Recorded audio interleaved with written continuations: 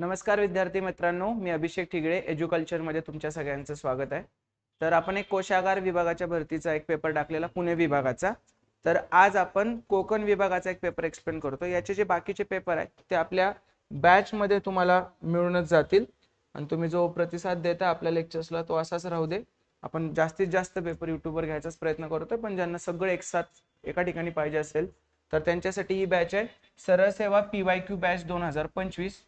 तर ही या बॅच मध्ये आपण मॅथ आणि रिझनिंगचे असे दोन शिकवणारे फोल्डर पण देतोय। मॅथ आणि रिझनिंगचे दोन शिकवणारे फोल्डर देतोय आणि त्याच्यानंतर ह्या ज्या काय आपल्याला TCS IBPS चे पेपर होतात, त्याच्या परीक्षा असतात, ज्यांच्या रिस्पॉन्स शीट आपल्याला भेटतात, तर त्याचे असे टॉप PYQ चे फोल्डर पण आपण केलेले आहेत। BMC चे, समाज कल्याणचे एवढे अवघड प्रश्न, तलाठीचे होते, PCMC चा फोल्डर आहे, त्याच्यात वनरक्षक सहकार WRD चा एकच फोल्डर आहे, DMER TET DVT चा एक फोल्डर आहे। तर अशा प्रकारचे सगळ्याचे आपण पेपर वाइज PYQ घेतोय आणि शिकवणारे दोन फोल्डर आपण दिलेले आहेत। तर ही बॅच आपली 999 रुपये मध्ये एक वर्षाच्या व्हॅलिडिटीसाठी आहे। म्हणजे इथून पुढे पण जे काही याच्यात पडत राहतं ते पण आता ह्याचे जे उरलेले पेपर आहेत ते आधीच्या मुलांना पण मिळतात। तुम्ही इथलं घेतलं तर आधीचं पण तुम्हाला मिळणार, पुढे कुठल्या परीक्षा झाल्या त्याच्या रिस्पॉन्स शीट आपल्याला आल्या तर त्या सुद्धा तुम्हाला आपण याच्यावर देत आहोत। आणि या पेपरची जी काही अशी सोडवलेली माझी PDF असते ती मी अभिषेक सीसॅट या टेलिग्राम चॅनलवर शेअर करत असतोय। तिथून ती PDF तुम्ही डाउनलोड करून एक रिव्हिजन साठी बघू शकता। तर अभिषेक सीसॅट हे टेलिग्राम चॅनल जॉईन करून ठेवा आणि आजचं लेक्चर बघा, तुम्हाला 100% आवडेल। नवीन नवीन कन्सेप्ट तुमच्या क्लिअर होतील गणित बुद्धिमत्तेच्या, की जेणेकरून तुम्हाला पुढे जे आपण कुठल्या परीक्षा देताय त्या सगळ्या परीक्षांना याचा फायदा तुम्हाला होणार आहे। चला तर मग आपण आता सुरू करू आजच्या आपल्या पेपरच्या पहिल्या प्रश्नापासून। पझल पासून सुरू झालेला प्रश्न आहे हा। काय आहे? GHIJNO आणि P या 7 पेट्या एकमेकांवर एक अशा रचून ठेवल्या आहेत, पण यात समान क्रमाने ठेवलेल्या असणे आवश्यक नाही। फक्त 2 पेट्या P च्या वर ठेवल्या आहेत, फक्त 2च पेट्या P च्या वर आहेत। जर फॉर एक्झाम्पल मी खालून वर अशी नावं दिली 1 2 3 4 5 6 आणि 7, फक्त 2च P च्या वर आहेत, म्हणजे P इथं असला पाहिजे, 2च आहेत वर। P ही N च्या लगतच वर ठेवली आहे, P ही N च्या लगतच वर ठेवलेली आहे, I ही G च्या लगतच वर आहे, I ही G च्या लगत वर, पण कुठे आहे माहित नाही, इथं असेल इथं असेल इथं असेल म्हणून साईडला लिहून ठेवलं। फक्त H ही J च्या वर ठेवलेली आहे, J च्या वर कोण आहे रे? फक्त H आहे, म्हणजे J कुठं असणार? इथं। आणि इथं काय? J च्या वर फक्त Hच ठेवलेलं आहे। आता एवढेच, I ही तळापासून तिसऱ्या स्थानावर ठेवलेली नाही, I तळापासून तिसऱ्या स्थानावर नाही, म्हणजे डेफिनेटली I इथं पाहिजे आणि त्याच्या खाली कोण पाहिजे? G। मग राहते कोण आपला? O राहतोय। O कुठे येणार आपला? इथं। जमला विषय। तर O आणि H यांच्यामध्ये किती पेट्या आहेत? O आणि H यांच्यामध्ये 1 2 3 3 पेट्या आहेत। सिंपल, इझी होता। चला पुढे जाऊ आपण। 154 लिटर मिश्रणातून दूध आणि पाण्याचे गुणोत्तर 9:5 आहे। हे गुणोत्तर एकास एक करण्यासाठी मिश्रणात पाण्याचे किती प्रमाण घालावे लागेल? आपल्याकडे काय रे? 154 लिटरचं मिश्रण आहे, बरोबर, आणि त्याच्यात कुणाचं प्रमाण? दूध आणि पाणी यांचं प्रमाण किती आहे? 9:5। मग एक सिंपल पद्धतीने जाऊ। 9:5 आहे म्हणजे 9 5 14, आपल्या 14ला ते किती म्हणतात? 154 लिटर म्हणतात। आपल्या 14ला 154 लिटर म्हणतात, तर आपल्या 1 ला किती म्हणतील? 14 1 14, 14 1 14। आपल्या 1 ला किती म्हणतील? 11 लिटर। मग 1 ला 11 लिटर आहे, तर 9 ला किती? 11 9 99 लिटर, आणि 5 ला किती? 11 5 55 लिटर। जमलं? आता आपल्याला काय करायचंय? हे गुणोत्तर मला एकास एक करण्यासाठी मिश्रणात पाण्याचे किती प्रमाण घालायला लागेल? काय मिक्स करायचंय? पाणी। पाणी मिक्स करायचं असेल तर दूध तर आहे जशाच तसं ठेवलं पाहिजे। मग दूध जशाच तसं ठेवायचंय तर दुधाला किती करायला लागणार? 99, आणि प्रमाण एकास एक पाहिजे, म्हणजे काय रे? 99 म्हणजेच एकास एक। मग 55 लिटर पाण्याचं 99 लिटर पाणी करायचं असेल तर किती पाणी ऍड केलं आपण? 44 लिटर पाणी ऍड केलं। काहीतरी तुम्हाला वेगळं वापरायला लावलं का मी? एकदम लहान मुलाचं नॉलेज, किती सिंपल चालू होतं। जे मिक्स करायचंय त्याच्या वेगळं उलट वाला तर काय तेच कॉन्स्टंट ठेवायचं असतं, झालं। एकदम इझिली सुटतात मिश्रण, लोक ऑप्शनला टाकतात। मिश्रण सारखं सोपं काय नाही, एकदम व्यवस्थित, पर्यावरण तर लगेच सॉल्व्ह होतं मिश्रण। नेक्स्ट बघा काय म्हणतोय प्रश्न। ABCDLM आणि N हे एका वर्तुळाकार टेबलाभोवती केंद्राकडे तोंड करून बसलेले आहेत। किती लोक आहेत? 3 आणि 3 6 आणि 1 7। वर्तुळ आहेत केंद्राकडे तोंड करून बसलेत 1 2 3 4 5 6 आणि 7 काढून घेतले. डी च्या उजवीकडून मोजणी केली असता डी आणि एन यांच्यामध्ये 4 लोक आहेत. डी च्या उजवीकडून मोजणी केली इथं डी ला ठेवला तर डी आणि एन मध्ये 4 लोक 1 2 3 4. हे खरं तर असं देणं गरजेचं असतं की जे एमपीएससी देत नाही आपल्याला. उजवीकडून मोजा डावीकडून मोजा नुसतं मध्ये म्हणतात. मध्ये वर्तुळात सगळेच एकमेकांच्या मध्ये बसलेले असतात. ठीक आहे, कुठून मोजताय ते डिपेंड आहे. त्यामुळे असं वाक्यरचना असणं खरं तर गरजेचे असते. परत काय म्हटले, डी हा एम च्या डावीकडे तिसऱ्या क्रमांकावर बसतोय. डी हा एम च्या डावीकडे तिसऱ्या म्हणजे 3 2 1. डी हा एम च्या डावीकडे तिसऱ्या. बघा आता काय म्हटलं, डी च्या उजवीकडून मोजणी केली असता डी आणि यांच्यामध्ये फक्त 4 लोक बसतात. इथं 4 पाहिजेत रे, 1 2 3 4. डी आणि यांच्यामध्ये 4 लोक बसतात आणि डी हा एम च्या डावीकडे तिसऱ्या स्थानावर आहे. डी हा एम च्या डावीकडे तिसऱ्या स्थानावर आहे. 3 2 1 म्हणजे एम च्या डावीकडे तिसऱ्या स्थानावर आहे. ओके. ए हा सी च्या डावीकडे तिसऱ्या क्रमांकावर बसतो. ए हा सी च्या डावीकडे तिसऱ्या म्हणजे साईडला लिहून घेतलो आपण. ए हा सी च्या डावीकडे तिसऱ्या. जमला. परत बी हा एन आणि एम दोघांचाही लगतचा शेजारी आहे. बी हा एन आणि एम दोघांच्याही लगतचा शेजारी आहे. एल च्या उजवीकडून मोजणी केली असता तर बघा ए आणि सी च्या मध्ये दोघांचा गॅप पाहिजे आपल्याला. कसा पाहिजे, सी च्या डावीकडे कोण पाहिजे, ए पाहिजे. म्हणजे सी इथं येणार बरोबर.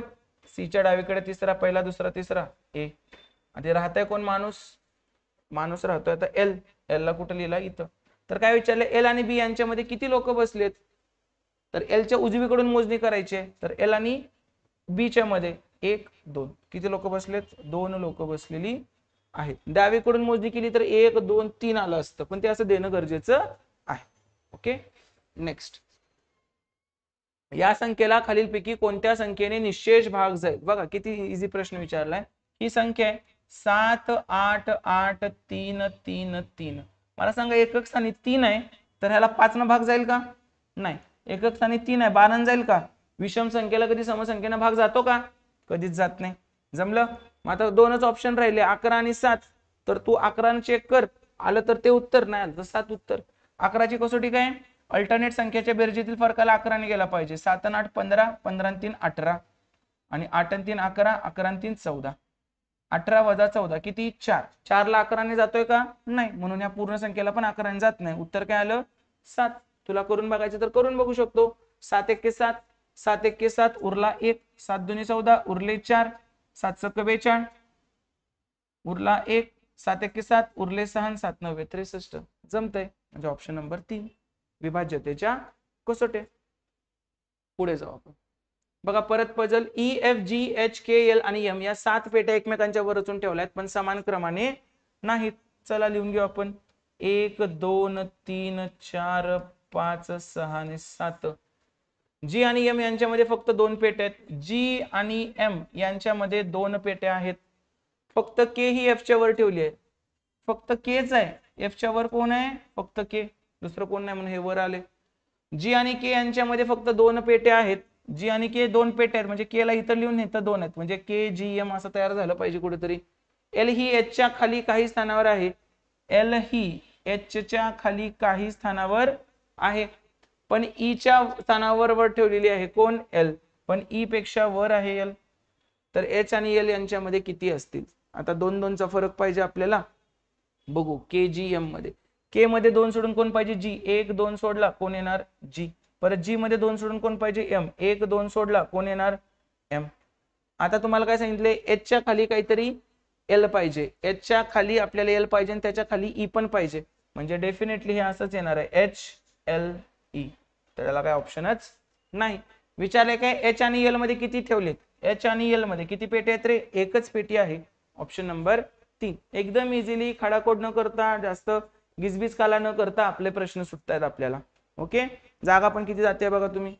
आणि प्रश्न आपण कितीदा वाचतोय, एकदाच वाचतोय प्रश्न. ज्या गोष्टी माहित आहेत त्या ह्याच्यात मांडायच्या, ज्या माहित नाहीत त्या साईडला लिहून घ्यायच्या फक्त, बस.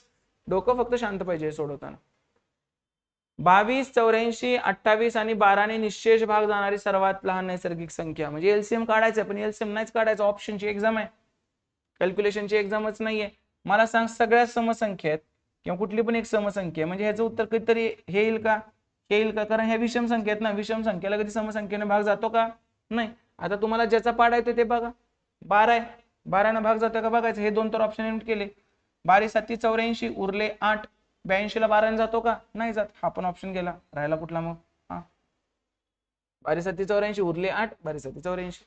कळलं का, एवढं सिंपल जाऊ शकतो. 12चा पण पाडा येत नाही तर तुम्ही काय करायचं, 3 आणि 4चा बघायचं, 3 न जातोय का, 9 2 11 2 13, 13ला 3 न जातोय का, नाही, म्हणजे हा नाहीच.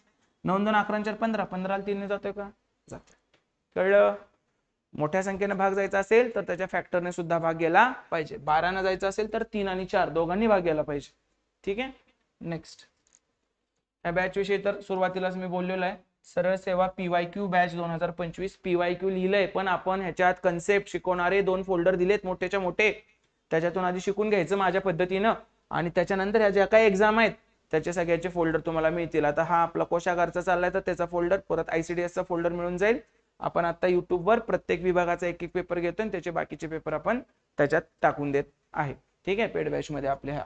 आणि 999 मध्ये 1 वर्ष खूप आहे, कंटेंट तर एवढा दिलाय तुम्हाला, त्यामुळे माझ्या मते तरी ही फी बऱ्यापैकी आहे, जेवढं मी देतोय त्याच्या मानानं बऱ्यापैकी आहे कम्पॅरेटिव्हली. तर खूप कंटेंट दिलेला आहे तुम्हाला, 200-250 तासांच्या वरच जाईल मिनिमम म्हणतो कंटेंट हा. ठीक आहे, चला. जर M चे 20% हे N च्या 25%च्या समान आहे, M चे 20% हे N च्या 25%च्या समान आहे, तर M/N विचारलं किती, तर 100 ला 100 गेले, M/N इकडचे N इकडे आलं तर तिकडचे 20 इकडे येणार, 25/20, 5 5 25, 5 चोक 20, 5/4, ऑप्शन नंबर 2. इझी प्रश्न. ठीक आहे. नेक्स्ट, एका गावची लोकसंख्या 1,50,000 होती, 1,50,000 होती.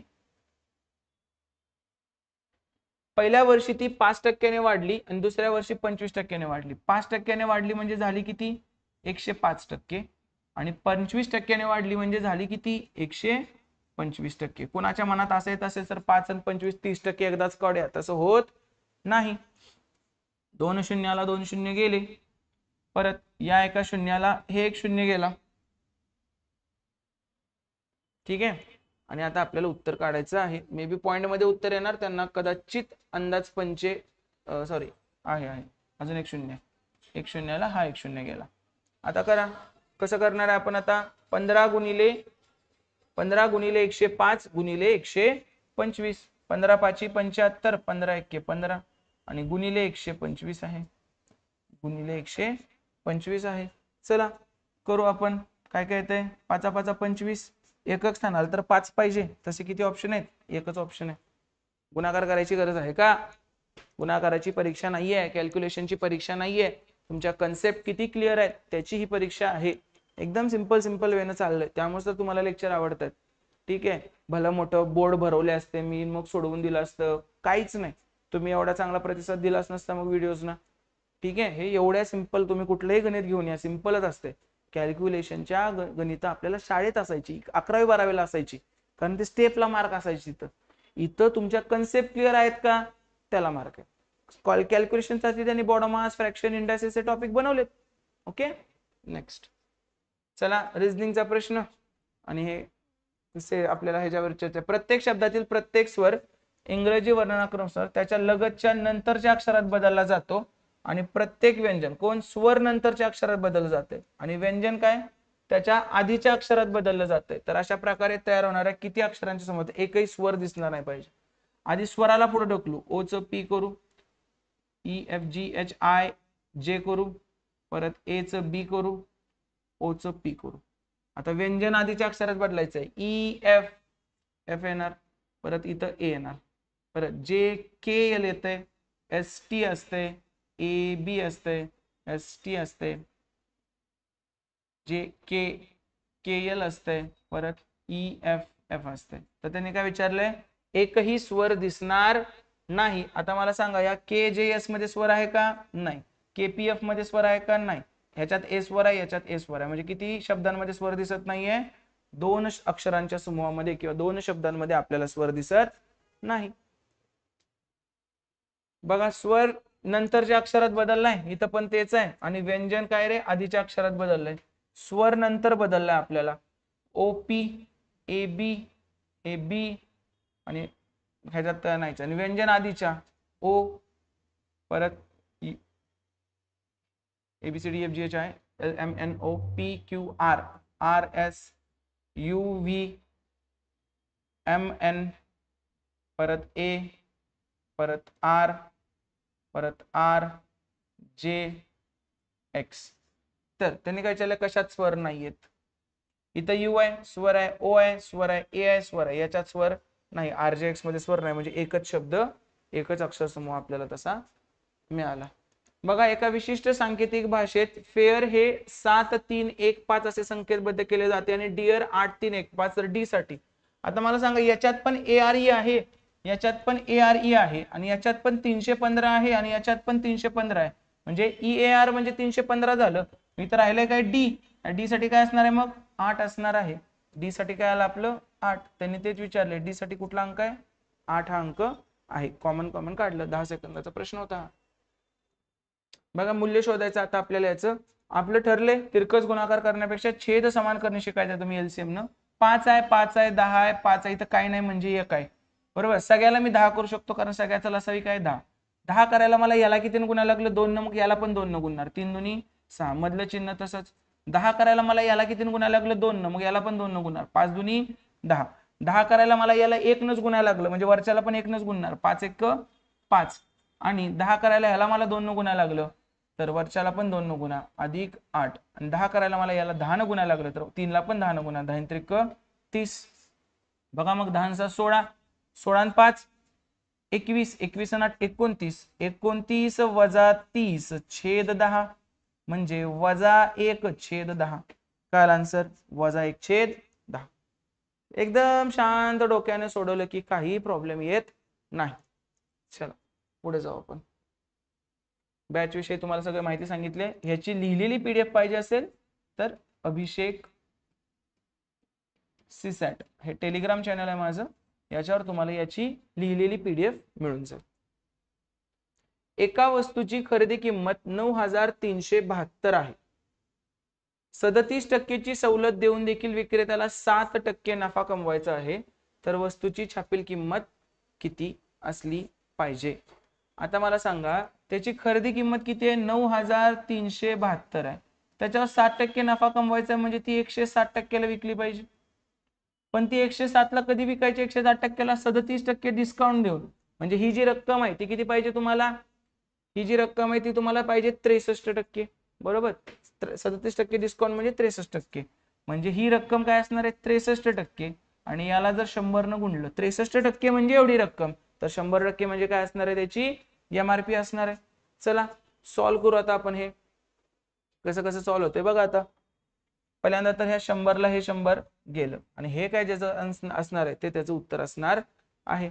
बघा मग 9 न भाग घालू 9 9 न जातच नाहीये परत 9 3 12 7 12 2 14 7 21 3 ने जातोय 21 त्रिक 63 परत 3 त्रिक 9 3 1 3 3 2 6 3 चौक 12 ओके. परत 21 न डायरेक्ट जाईल भाग 21 न डायरेक्ट जाईल 21 1 21 उरले 10 परत 21 चौक 84 उरले 21 चौक 84 उरले 16 आणि 2 18 नाही जात आहे पण काय आकडा चुकीचा 9372 37% म्हणजे किती 100 मधून 30 70 मधून 7 गेले 63% म्हणजे एवढा आहे आणि 7% नफा मिळवायचा. छोटा छोटा घालू थांबा काय तर गडबड होत असेल माझी. छोटा छोटा भाग घालू आपण काय विषय नाही. 3 3 न घालवला 21 त्रिक 63 3 त्रिक 9 3 1 3 3 2 6 3 चौक 12 9372 आहे ना वर करेक्ट 7% आहे ना बरोबर. आता परत आपण 3 ने भाग घालू 3 वर 5 9 ना 3 ने जातच नाहीये भाग 7 ने जवळ अरे सॉरी बरोबर होता आधीच त्यांनी सरळ दिले जवळच्या पूर्णांकात म्हणजे उत्तर पॉइंट मध्ये. माझं असं का झालं मी भाग का जात नाही याचा विचार करत होतो पण त्यांनी स्वतःच सांगितलं की जवळच्या पूर्णांकात उत्तर पाहिजे तर आपण ह्याला सरळ गुणाकार करू, अजून छोटं म्हणजे ह्याचा गुणाकार करून मग त्याला 21 ने भागू आपण. 3120 जवळचा पूर्णांक पाहिजे, डायरेक्ट 21 20 करायचं नसतं, एवढा पण फरक नसतो पडत तो. तर आपण आधी सरळ ह्याला 3120 ला 21 ने भाग घालून बघू. 21 एके 21 उरले 10, परत 21 चोक 84 उरले 18 आणि 184 ला 21 न जर घालवलं मी तर किती होते, 21 9 89 21 8 येते, म्हणजे 148 21 8 68 असे उरतंय किती मग 12 16 आणि त्याच्यावर एक शून्य घेतला आपण तर 21 7 47 असे 148.7 गुणिले 107 करायचं आपल्याला, गुणिले 107 करायचं. चला चेक करू आपण काय काय येतंय, हे परत बघू ह्याचं काय होतं ते. पहिल्यांदा एक एवढ्याचाच गुणाकार करू, 148 गुणिले 107, 7 8 56, 7 चौक 28 आणि 5 33, 7 1 7 आणि 3 10, शून्याचा काही संबंध नाही, 2 शून्य लावले इथे 148 टाकून दिलं.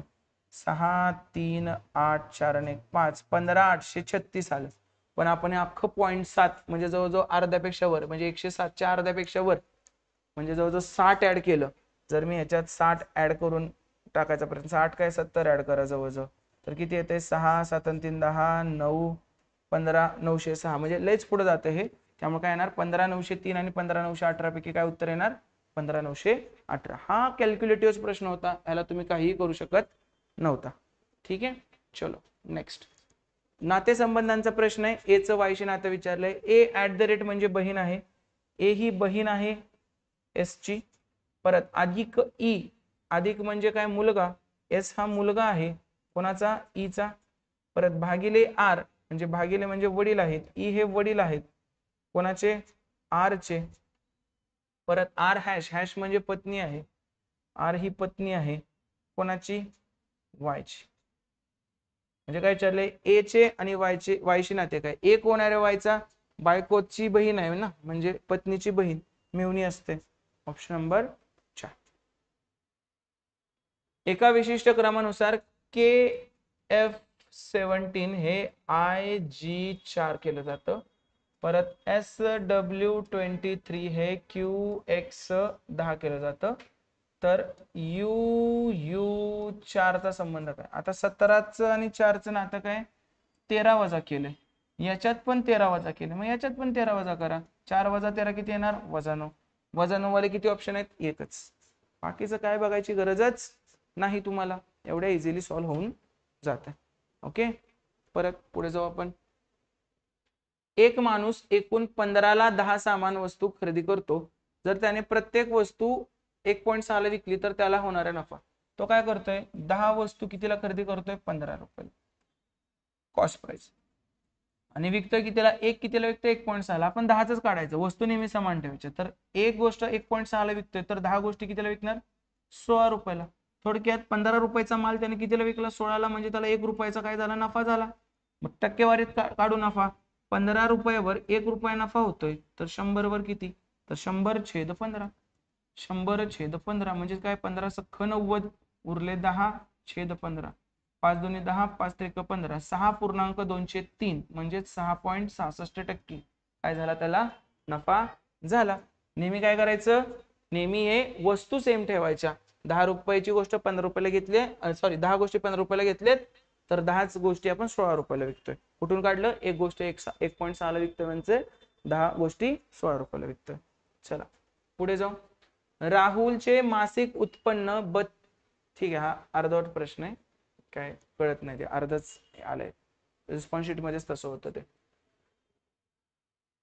एका विशिष्ट तर्कानुसार FF23 हे DB32 शी संबंधित आहे. त्याच प्रकारे मग सारखंच करू आपण, FF23 हे कशाशी आहे रे, DB32 सोबत आहे. त्याच प्रकारे NW11 हे LS20 सोबत आहे. तर PU10 कशाशी असेल बघा. 23 मध्ये 9 मिळवले 32 येते, 11 मध्ये 9 मिळवले 20 येते, तसं 10 मध्ये जर 9 मिळवले मी किती येते 19. 19 शेवटी असलेले किती ऑप्शन आहेत, एकच आहे. हे दोन असते तर ह्याचं पण नातं शोधत बसलो असतो, काय लॉजिक लावलंय पहिल्या अक्षरांचं, पण दिलंच नाही तर कशाला वेळ घालवताय तुम्ही. डायरेक्ट हे असंच तुम्ही करून पुढे जाऊ शकता. ठीक आहे, तर काय बोलत नाही. बॅच आहे एज्युकल्चर हे ॲप डाउनलोड करा आणि बॅच जॉईन करा. आणि अभिषेक सीसेट टेलिग्राम चॅनल आहे आपलं, त्या टेलिग्राम चॅनलवर याची PDF तुम्हाला मिळून जाईल, मी सोडवलेली PDF. इंग्रजी वर्णाक्रमानुसार खालीलपैकी 3 अक्षर समूह जोड्यांमध्ये एक विशिष्ट प्रकार आहे. चला आपण आता लिहून घेऊ याला. ABCDEFGHIJKLMNOPQRSTUVWXY आणि Z. ठीक आहे. ह्याला कॉपी पण करून घेऊ म्हणजे पुढच्या वेळी आपल्याला लागेल प्रश्न जर आला तर.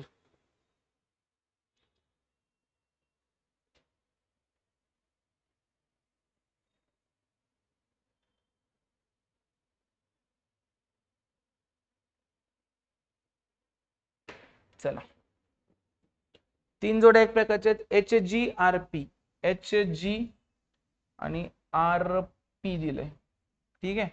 परत OINM, OINM, परत NM, XV आणि XW. ओके, पहिले अक्षर जोडून आहेत, हे वेगळंच दिलं, इथलं दुसरं अक्षर जोडून आहे, त्यामुळे दुसरं काय गटात बसणार नाही, इझी होत आहे. प्रश्नचिन्हाच्या जागी काय विचारले आपण आपली सिरीज काढून घेतली इथं एका सेकंदात. तुम्हाला ती डबल काढायला लागणार आहे. परत बघा आता TUWX सोडून आणि परत X आहे. TUWX म्हणजे V राहिलंय, म्हणजे इथं पहिलं अक्षर काय असणार आहे V, तर हे तर काय येणार नाही. दुसरं बघा TPH केलाय त्यांनी, T नंतर 3 सोडून P नंतर 3 सोडून L नंतर 3 सोडून H, म्हणजे दुसरा अक्षर L, 3 सोडून येणार L. V आणि L दुसरा ऑप्शन चेक करायचं नाही, परत तिसरं जमलं की तुला V आणि L कशाला बघत बसायची गरज आहे. मग L नंतर H नंतर परत 3 सोडून D आहे का, आहे बाबा, 3चा गॅप होता दुसऱ्या अक्षरात, झालं. चला X+1 X+2 असं या 5 निरीक्षकांचा मध्य किती आहे 15. मध्य 15 याचा अर्थ मधली संख्याच 15. सलग संख्या आहेत ना या, सलग संख्यांचा मीन काय असतो, ऍव्हरेज काय असतो, मधली संख्या, म्हणजे मधली संख्या 15 आली. X अधिक 3 बरोबर किती आलं 15, तर X बरोबर किती आलं 12. तर पहिल्या 3 निरीक्षकांचा मध्य किती, जर X बरोबर 12 असेल तर ही संख्या काय होणार 13, ही संख्या काय होणार 14 आणि ही 15. तर पहिल्या तिघांचं मधली संख्या परत 14, 13 14 15चा मध्य काय येणार 14. कळलं का, इझी होतं, 1-1 2-2 सेकंदात सुटतंय ते. चला आलेखाचा अभ्यास करा आणि पुढील प्रश्नाचे उत्तर द्या.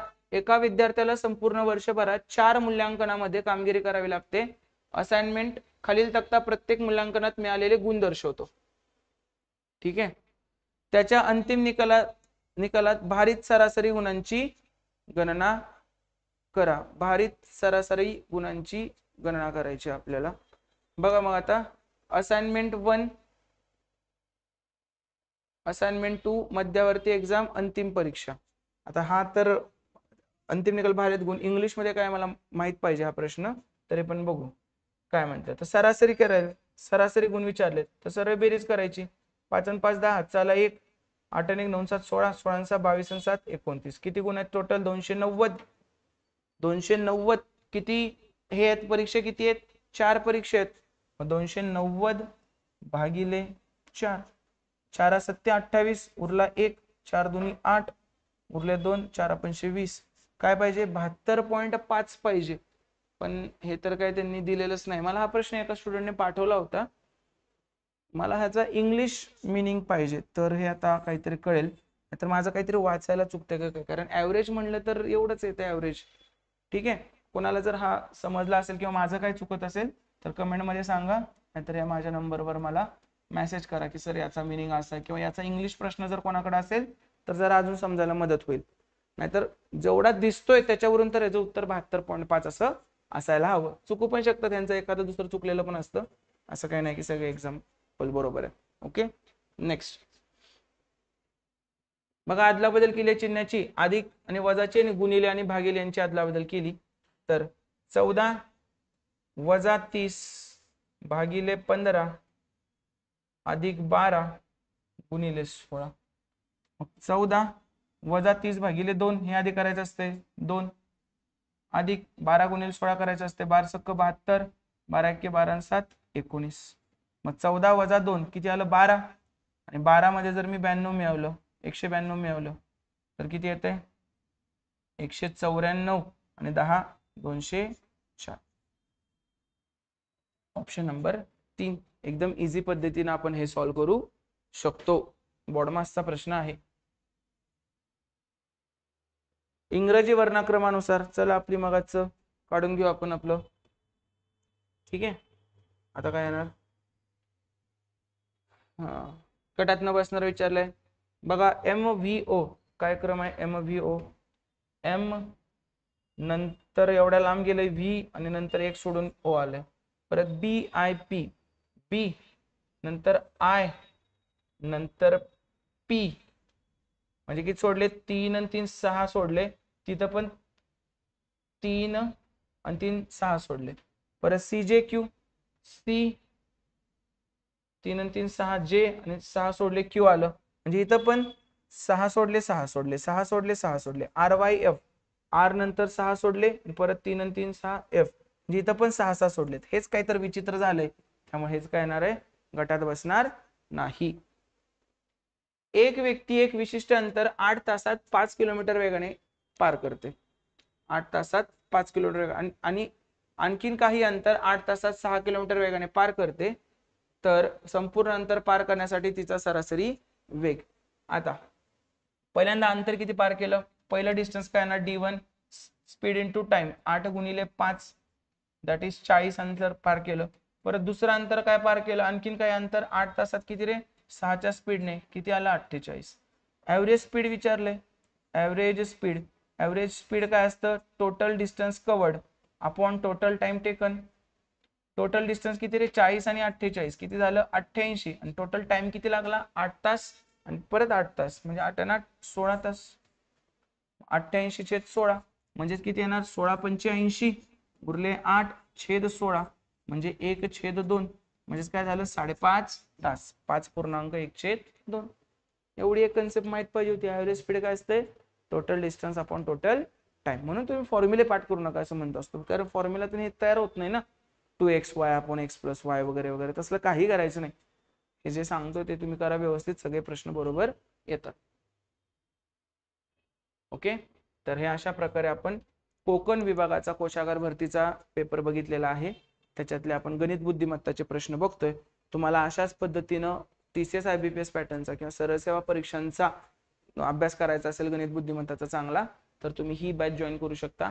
याच्यामध्ये आपण सुरुवातीला मॅथ आणि रिझनिंगचे असे 2 वेगवेगळे फोल्डर देतो. त्याच्यामध्ये आपण कन्सेप्ट शिकवतो, माझ्या मेथड शिकवतो आणि त्याच्यानंतर ह्या सर्व एक्झामचे आणि आता इथून पुढे पण ज्या एक्झाम होतील त्या सर्व एक्झामचे PYQ जसे जसे माझ्याकडे रिस्पॉन्स शीट येतील तसं तसं मी त्याच्यात ऍड करत राहत असतोय. ठीक आहे, जर तुम्हाला हा लेक्चर किंवा हा व्हिडिओ आवडला असेल तर तुम्ही नक्कीच तुमच्या मित्रांपर्यंत पोहोचवा जे याची अभ्यास करतायत ह्या परीक्षांचा, आणि याची PDF तुम्हाला अभिषेक CSAT या टेलिग्राम चॅनलवर सोडवलेली PDF म्हणजे जी अनोटेशन आहे ती PDF तुम्हाला याच्यातून मिळून जाईल. Thank you so much, all the very best.